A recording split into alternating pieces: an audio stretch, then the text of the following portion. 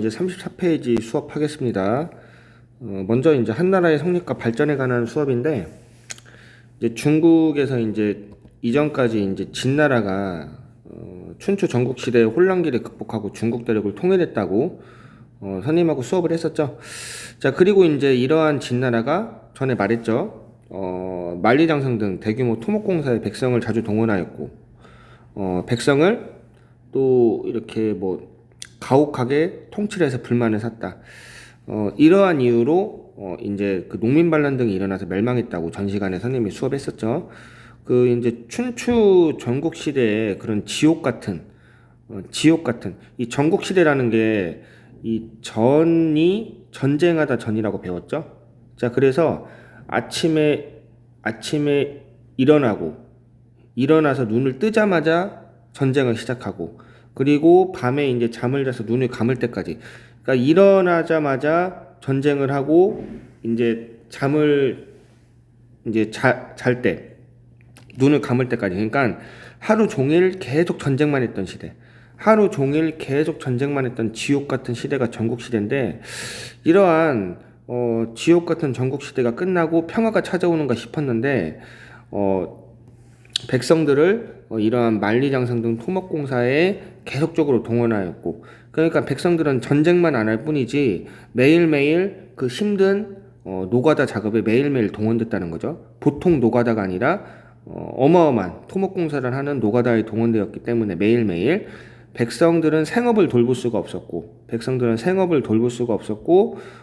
상당히 심에 겨워했고, 그래서 이러한 불만이 쌓이면서 농민 반란이 일어났다고 설명했었죠. 자, 그래서 이러한 진나라가 멸망한 후 각지에서 반란이 일어났고, 그러한 반란 세력들이 이제 한나라의 유방, 그 다음에 초나라의 항으로 이제 갈라지게 됐죠.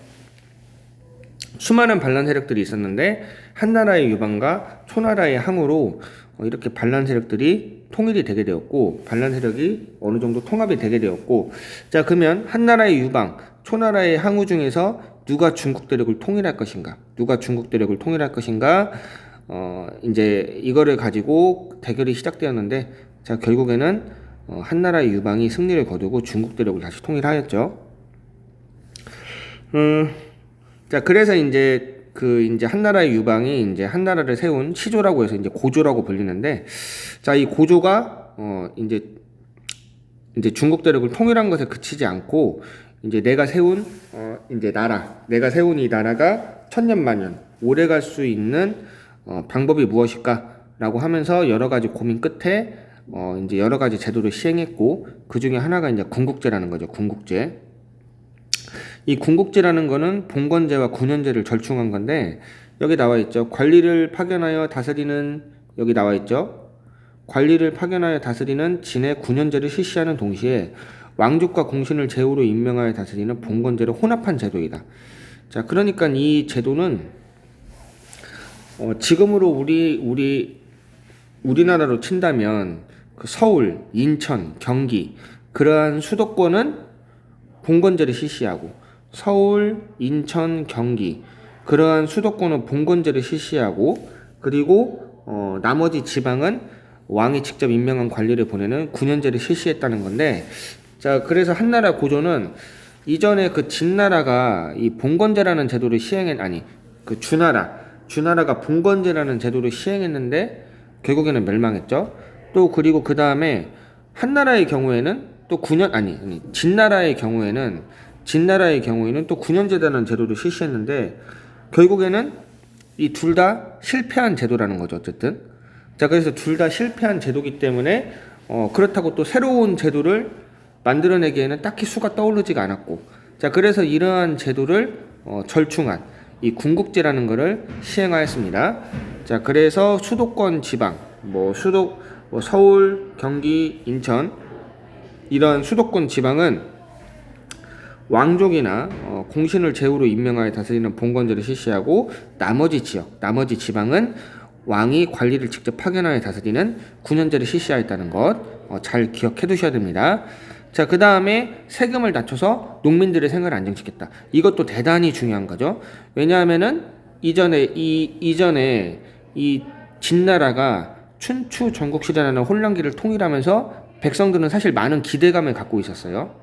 드디어 이제 평화로운 시대가 오는구나. 우리도 이제 남들같이 뭐 이렇게 평범한 삶을 살 수 있구나. 뭐 농사를 짓고 밤에 잠을 자고 뭐 가족들과 시간을 보내고. 근데 이 진나라는 이러한 백성들을 토목공사에 계속적으로 동원하고 많은 세금을 뜯어나고, 그래서 백성들을 가혹하게 통치해서 불만이 샀었죠. 자, 그래서 이 한나라의 고조 유방, 이 한나라의 고조 유방은 세금을 낮춰서 농민들의 생활을 안정시키는 그러한 정책을 해가지고 많은 백성들의 지지를 얻었고요. 자, 그리고 이러한 이제 고조가 죽고 나서 이제 이후에 이제 시간이 계속적으로 흐르면서 이제 무제라는 임금이 즉위하게 됐는데, 무제라는 황제가 즉위하게 됐는데, 자, 이제 이때는, 자, 이 한나라 이 무제는 한나라의 7번째 왕이거든요. 7번째 왕. 이제 많은 시간이 흘렀겠죠. 그러니까 한나라의 7번째 왕, 이제 무제 시기의 내용인데, 이 무제 때는 이제 이전까지 실시했던 이 군국제라는 제도를 이제 9년제로 완전히 탈바꿈했다고 합니다. 자, 그래서 9년제를 실시해서 더욱더 중앙집권 체제를 강화하였고, 자, 이제 7번째 황제잖아요. 7번째 황제니까 어느 정도 한나라가 안정된 시기를 맞이한 거죠. 자, 어느 정도는 이제 한나라가 안정된 시기를 맞이한 거고, 자, 그래가지고 이제는 어느 정도 안정이 되고, 그리고 이제 전국적으로 왕의 명령이 잘 하달되는 시스템을 갖췄기 때문에 굳이 봉건제를 실시할 필요 없이 왕이 직접 관리를 파견하여 다스리는 이 9년제라는 것을 실시해가지고 중앙집권 체제를 더욱더 강화했다고 합니다. 자, 그리고 유가사상을 통치 이념으로 정하였는데, 선생님이 여기다 충과 효라고 적었잖아요. 충과 효. 이 유교는 충과 효를 대단히 중시하는 사상이죠. 충과 효를 대단히 중시하는 사상이고요. 그러하기 때문에 왕한테 당연히 충성을 해야 된다. 왕한테 충성을 해야 되고 어버이한테 효도를 해야 된다. 근데 백성들의 또 어버이가 또 황제, 왕이잖아요. 그러니까 이 충과 효 사상을 통해서, 그러니까 백성들의 어버이가 또 왕이나 황제, 임금이기 때문에 곧 효라는 거는 충이나 다름이 없었죠. 자, 그래서 이러한 충과 효 사상을 내세워서 더욱더 왕에 대한 충성이라는 거를 기계적으로 강요한 게 아니라 마음에 우러나게 강요를 한 거고요. 그래서 이제 이때부터 이제 많은 사람들이 물론 그 전에도 그랬지만 특히나 이때부터는 더욱더 이제 많은 신하들과 백성들이 마음에서 우러나서 왕한테 충성을 하게 되었고요. 자, 그 다음에 이제 이 무제라는 임금은 이제 9년제 실시 유가사상 통치 이념으로 정한 것과 더불어서,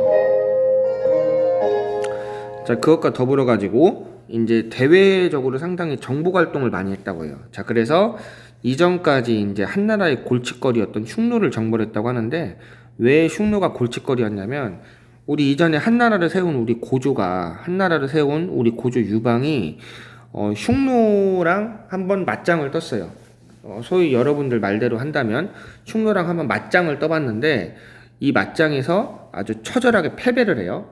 자, 한나라 고조 유방이 목숨을 잃을 뻔했어요. 자, 그래서 이때부터 한나라에서는 이 흉노한테 여러 가지 쌀이라든가 여러 가지, 자, 그래서 이때부터 한나라는 흉노한테 쌀이라든가 여러 가지 재물 같은 거를 바쳐가지고 여러 가지 물건 등을 주면서 달래가지고 흉노하고 친선 관계를 유지하게 되는데, 이건 상당히 굴욕적이죠. 이 중국 대륙의 주인이라는 한나라가 이 북쪽의 흉노족한테, 이 북쪽의 오랑캐라 불리는 흉노족한테 쌀이라든가 여러 가지 재물 등 이런 것 등을 주면서 흉노한테 평화를 구걸한다는 게 상당히 이제 중국을 통일한 한나라로서는 상당히 굴욕적인 거겠죠. 자, 그래서 이제 한나라 무제가 흉노랑 다시 한번 싸워봐야겠다. 자, 그래서 대규모의 군대를 동원해서 흉노를 정벌하고, 그래서 이제 한 수십 년간의 전쟁 끝에 흉노를 정벌하였고, 그리고 이제 고조선까지, 우리의 나라죠. 고조선까지 정복을 하였다고 합니다. 자, 근데 이러한 흉노랑 아주 수십 년 동안 오랜 기간 전쟁을 했다고 했잖아요. 자, 그래서 이제 이 전쟁이라는 걸 하려면은 이제 군대가 필요하고, 그리고 그러한 군대는 또 공짜로 움직이는 게 아니잖아요. 군인들이 먹을 쌀도 필요하고, 뭐 무기, 갑옷, 뭐 여러 가지가 필요하잖아요. 자, 그래서 수십 년간의 이러한 정복 활동으로 재정이 부족해져 가지고 이 전매제도라는 걸 실시하는데, 전매제도라는 거는 여기 나와 있죠. 오른쪽에, 왼쪽에 나와 있죠. 국가가 특정 물품의 생산과 판매를 독점하는 제도로서 소금은 생활의 필수품이고 철은 무기와 농기구의 재료로 쓰였기 때문에 국가는 이를 독점 판매하여 많은 이득을 얻었다. 그러니까 소금이나 철은 우리가 지금도 소금하고 철은 대단히 중요하게 쓰이고 있잖아요. 이 당시에도 상당한 필수품이었단 말이에요. 소금하고 철이. 자, 그래서 이러한 필수품으로 쓰는 소금하고 철을 국가에서 독점으로 판매해서, 그러니까 일반 민간 상인들은, 민간 회사나 민간 기업에서는 소금이나 철을 생산하거나 팔 수가 없어요. 소금이나 철은 오직 국가에서만 생산하고 팔 수 있는 게 바로 전매제도예요. 자, 그래서 소금하고 철은 국가에서 생산하고 국가라는 집단이 직접 판매를 하였기 때문에, 국가에서 이를 직접 판매하였기 때문에 많은 이득을 얻었겠죠. 자, 그래서 여기서 얻은 수익을 바탕으로 해가지고 이제 뭐 전쟁에 필요한 여러 가지 비용을 마련했다고 하고요.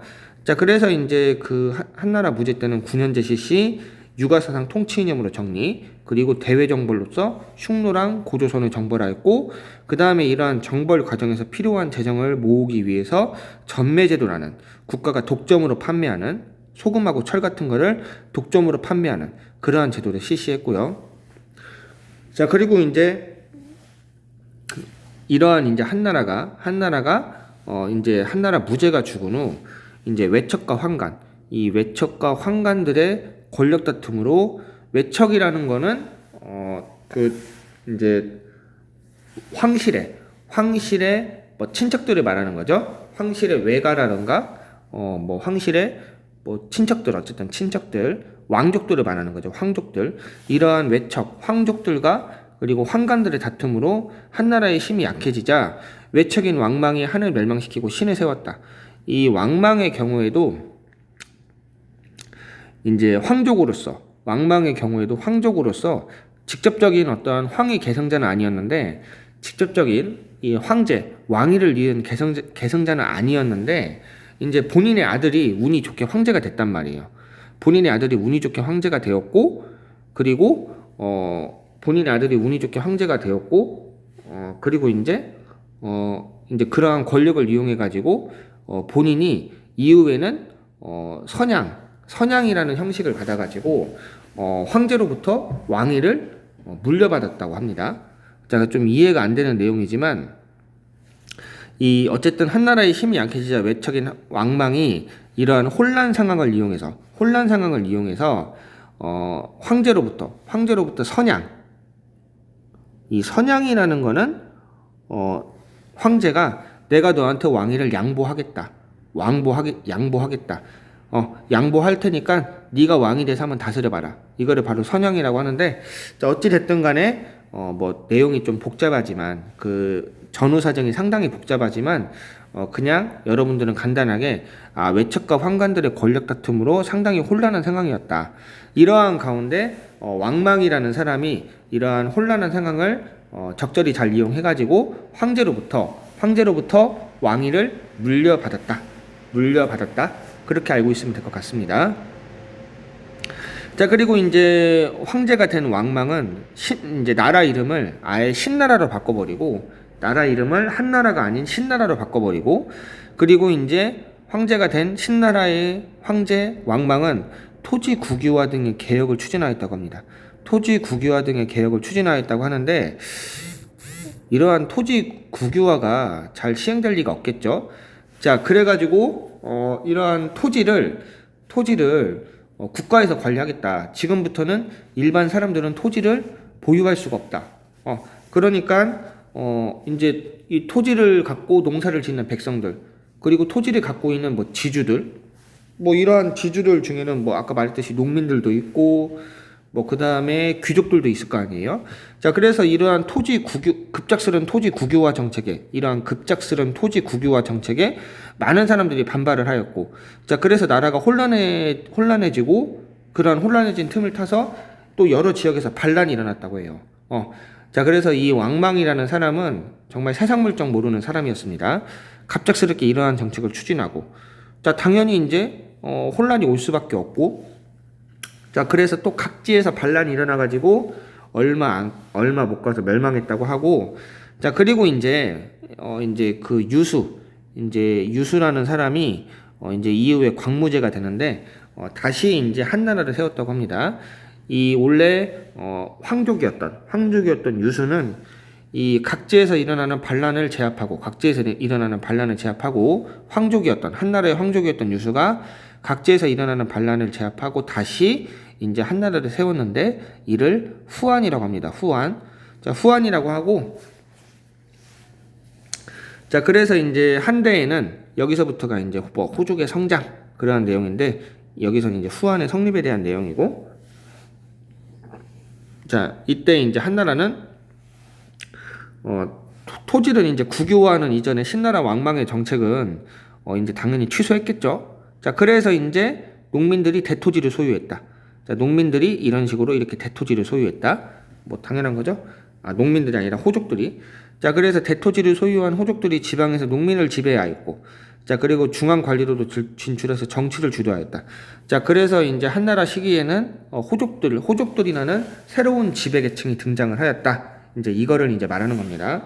호족들이라는 새로운 지배계층이 등장을 하였다는 것을 말하는 거고, 자, 이러한 호족들이 농민을 지배하였고 중앙 관리로도 진출하여 정치를 주도하였다. 뭐 그러한 내용. 자, 이제 이러한 근데 후한도 이제 멸망을 합니다.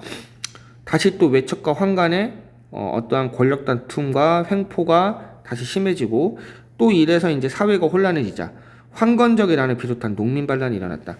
외척과 황간이 권력 다툼을 하면서 백성들의 생활은 돌보지는 않고 저희들끼리 권력 다툼을 하면서 백성들한테 많은 세금을 뜯어내고 백성들을 못 살게 구니까 이 백성들이 이 또 사회가 혼란하면은 사이비 종교 같은 것에 빠져들잖아요. 사이비 종교. 자, 그래서 이제 사이비 종교에 빠진 백성들, 이러한 여기 나와 있죠. 태평도라는 종교를 중심으로 일어난 농민 반란, 난을 일으킨 이들이 모두 노란색 두건을 머리에 썼기 때문에 황건적이라고 불렸다. 자, 이러한 태평도라는 사이비 종교에 빠진, 원래 사회가 혼란하면은 사이비 종교가 유행을 해요. 자, 이러한 태평도라는 종교에 빠진 농민들이, 사이비 종교에 빠진 농민들이 머리에 그 황색 두건을 둘러싸고 반란을 일으켰다.